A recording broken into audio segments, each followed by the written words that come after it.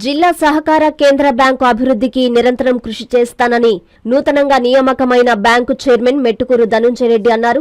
మంగళవారం ఆయన N3 టీవీతో మాట్లాడారు. తనను ఎంపిక చేసినందుకు పార్టీ అధిష్టానానికి సహకరించిన జిల్లా మంత్రులు, ఎంపీలు, పలువురు ఎమ్మెల్యేలకు మెట్టుకూరు కృతజ్ఞతలు తెలిపారు. బ్యాంకును మరింత అభివృద్ధి దిశగా ముందుకు తీసుకెళ్లడంతో పాటు రైతులకు సకాలంలో రుణాలు అందించేందుకు కృషి చేస్తామంటున్న మెట్టుకూరు ధనుంజయ రెడ్డితో మా ప్రతినిధి Mahid face to face.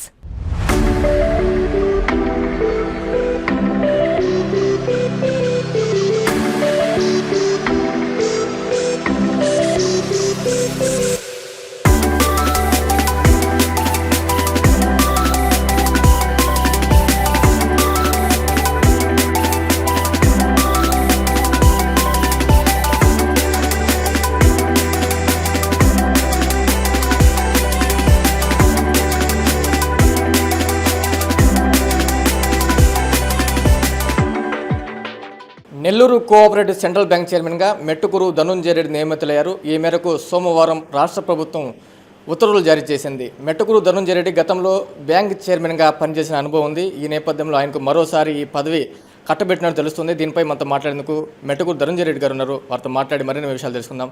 Sir, ముందుగా మీకు N3 న్యూస్ తరపున శుభాకాంక్షలు సార్.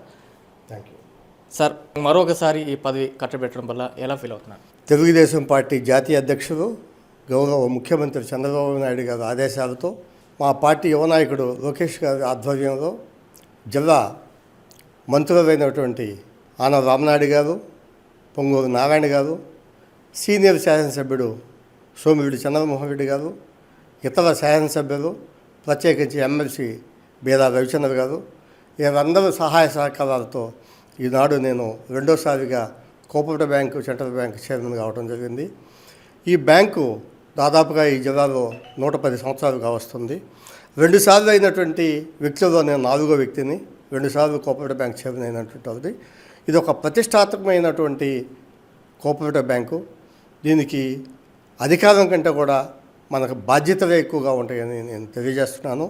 ఈ జిల్లా రైతాంగానికి కానీ, ప్రత్యేకించి జిల్లా రైతాంగానికి డైరెక్ట్గా వాళ్ళకి సేవ చేసే భాగ్యం కలిగించేటువంటి పార్టీ అధ్యక్షుడు ముఖ్యమంత్రి గారికి, అదేవిధంగా జిల్లా శాసనసభ్యులకి, మంత్రులకి, ప్రత్యేకించి ఇన్ఛార్జి మంత్రి గారికి అందరికీ ధన్యవాదాలు తెలియజేస్తున్నాను. సార్, గతంలో మీరు చైర్మన్గా బాధ్యతలు చేపట్టిన నాటికి బ్యాంక్ నష్టాలు ఉండేది, కానీ మీరు చైర్మన్గా బాధ్యతలు చేపట్టిన లాభాల బడులు తీసుకొచ్చారు. మరొకసారి ఈ పదవి కట్టబెట్టడం పట్ల బ్యాంక్ అభివృద్ధి కోసం ఎటువంటి కార్యాచరణతో ముందుకు తీసుకెళ్తున్నారు? నేను పోయిన దఫా చైర్మన్గా 13-19లో దాదాపుగా 6.5 సంవత్సరాలు పనిచేయడం జరిగింది. ఆ రోజు నేను చైర్మన్ అయ్యేటప్పటికీ బ్యాంకు నష్టాల్లో ఉండటం, డిపాజిట్లు కూడా చాలా తక్కువ డిపాజిట్లు, వ్యాపారం కూడా చాలా తక్కువ వ్యాపారం చేస్తున్న పరిస్థితి. నేను చైర్మన్గా దిగిపోయేటప్పటికి దాదాపుగా 1000 కోట్ల రూపాయలు బిజినెస్ చేశాను. డిపాజిట్స్ కూడా దాదాపుగా 350-400 కోట్ల రూపాయలు డిపాజిట్స్ రావడం జరిగింది. ఆనాడు నేను పోయేటప్పటికి 5 కోట్ల రూపాయలు బ్యాంక్ ఆదాయంలోకి రావడం జరిగింది. ఈ గత 5 సంవత్సరాలు కూడా నేను ఆ రోజు చేసినటువంటి 2019 దాకా చేసినటువంటి ఏదైతే STRS అనేది ఒక స్కీమ్ తీసుకొచ్చామో ఆ స్కీమ్ ద్వారానే బ్యాంక్ ఆదాయంలోకి రావడం జరిగింది. ఖచ్చితంగా వచ్చే రోజుల్లో ఈ జిల్లా రైతాంగానికి ఒక మంచిగా చేయాలనేది ఒక కోరిక.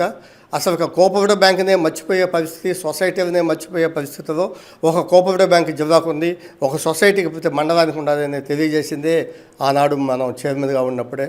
అదేవిధంగా సొసైటీ అధ్యక్షులు కానీ, బ్యాంకు ఉద్యోగస్తులు కానీ, కోఆపరేటివ్ డిపార్ట్మెంట్ కూడా సంయుక్తంగా కలిసి ఆ రోజు మనం బ్యాంకుని డెవలప్ చేయడం జరిగింది. ఇప్పుడు కూడా వాళ్ళందరి సహకారాలతో ఆ బ్యాంకుని ముందుకు తీసుకెళ్తారని తెలియజేస్తున్నాను. సో బ్యాంక్ పరిధిలో ఉన్న సొసైటీలో ఇంకా కొన్ని సొసైటీలు నష్టాలు ఉన్నది తెలుస్తుంది. వాటి అభివృద్ధి కోసం మీరు ఎటువంటి చర్యలు చేపట్టబోతున్నారు? ఖచ్చితంగా గవర్నమెంటు, కోఆపరేటివ్ డిపార్ట్మెంటు, కోఆపరేటివ్ మంత్రి అచ్చెన్నాయుడు గారు కూడా ఆయనతో మాట్లాడి కూడా ఈ ఏదైతే డార్మిటరీ సొసైటీ ఉన్నాయో వాటంటిని కూడా ఒక ప్లాన్ ఆఫ్ యాక్షన్ తీసుకొని వాటిని లాభాల బాటలో నడిపించడానికి ఖచ్చితంగా ప్రయత్నం చేస్తాం. అది కూడా కాకుండా ఈ సింగిల్ విండో వచ్చిన తర్వాత మండలానికి ఒక సొసైటీ ఉంది.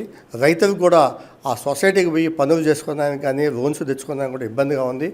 ఒక్కొక్క మండలానికి 3-4 సొసైటీలు కానీ ఏర్పడితే రైతులకు కొంచెం కూడా మనం సేవ చేసేదానికి ఉంటుంది. కాబట్టి అది కూడా మేము ఆలోచించి గవర్నమెంట్ కూడా తెలియజేస్తామని తెలియజేస్తున్నాం. ప్రధానంగా లాస్ట్ చివరిగా సార్, ఒక చర్చ జరుగుతుంది. ఎంతోమంది ఈ పదవి కోసం పోటీలు ఉన్నారు, కానీ ఈ పదవి మీకే వరించడం పట్ల అది కారణం ఏంటంటారు? నాకు దాని అన్నిటికంటే కూడా ముఖ్యం, పదవి కోసం ఎంతోమంది ప్రయత్నం చేయొచ్చు. ఎవరికి భాగ్యం ఉంటుందో ఆ భాగ్యాన్ని ముఖ్యమంత్రి గారు కల్పించారు. నిజంగా వారికి ధన్యవాదాలు తెలియజేస్తున్నాను. ఫైనల్గా సార్, జిల్లా రైతాంగం మీరు చెప్పబోయే సందేశం ఏంటి? రైతు అప్పులో పుట్టి అప్పులో చనిపోయే పరిస్థితి అది గతంలో కూడా చెప్పాను నేను. కాబట్టి రైతులు కూడా సకాలంలో అప్పు తీసుకొని సకాలంలో వడ్డీ చెల్లించి దాన్ని క్లోజ్ చేస్తే మంచి జరుగుతుంది. దాన్ని కట్టకుండా క్రానిక్ డిఫాల్టర్స్ కొట్టే రైతుకి ఇబ్బంది, అదేవిధంగా బ్యాంకు కూడా ఇబ్బంది తెలియజేస్తున్నాను. ఇది మొత్తం మీద జిల్లా అభివృద్ధికి, బ్యాంక్ అభివృద్ధికి అన్ని విధాలుగా సహాయపడతాను. ఏదైతే జిల్లా నాయకత్వం, మంత్రులు కావచ్చు, ఇటు ఎంపీ కావచ్చు, ఇటు ఎమ్మెల్యే కావచ్చు, అందరి సహకారంతో తమకు ఈ పదవి వరించింది మెట్టకూరు ధనుంజయ రెడ్డి చెప్తున్న మాటలు. కెమెరా పర్సన్ గణేష్తో మహిత్, యంత్ర న్యూస్, మెట్టకూరు ధనుంజయ రెడ్డి నివాసం నుండి. కాంచీపురం పెరుమాళ్ సిల్క్స్ మీ పెళ్లికి మా శుభ కానుక. పెళ్లి పవిత్రమైన శుభ సందర్భం. ఆ రోజున ప్రతి అంగి, ప్రతి చీర మీ కలల మాదిరిగానే ప్రత్యేకంగా చూడాలి. కంచి పట్టు చీరలు ఒక్కో నూలు పోగుతో అద్భుతమైన సంప్రదాయాన్ని, రాజసాన్ని నేసిన నెమలి రెక్కల వంటి అందమైన చీరలు. ఖచ్చితమైన కంచి శైలి కోసం కంచి వెళ్లాల్సిన పని లేదు. మీరు కోరుకునే అసలైన అపురూపమైన కంచి చీరలు ఇప్పుడు కాంచీపురం పెరుమాళ్ సిల్క్స్ లో 1+1 మగ్గం ఫోల్డ్ పట్టు శారీస్ 900, 1+1 సాఫ్ట్ సిల్క్ పట్టు శారీస్ 2500, 1+1 సాముద్రిక పట్టు శారీస్ 3500, 3 కంచి పట్టు saris 4500, 3 silver zari pattu sarees 5000, 1+1 designer maggam blouse work pattu sarees 6000, partywear dresses, crop tops, 3 pieces dresses మరియు డ్రెస్ మెటీరియల్ పై అప్ టు 30% వరకు స్పెషల్ డిస్కౌంట్. మీ జీవితంలో జరిగే మధురమైన పెళ్లికి అసలైన కంచి సంప్రదాయం మీ సొంతం చేసుకోండి. కాంచీపురం పెరుమాళ్ సిల్క్స్, వివి మహల్ రోడ్, తిరుపతి.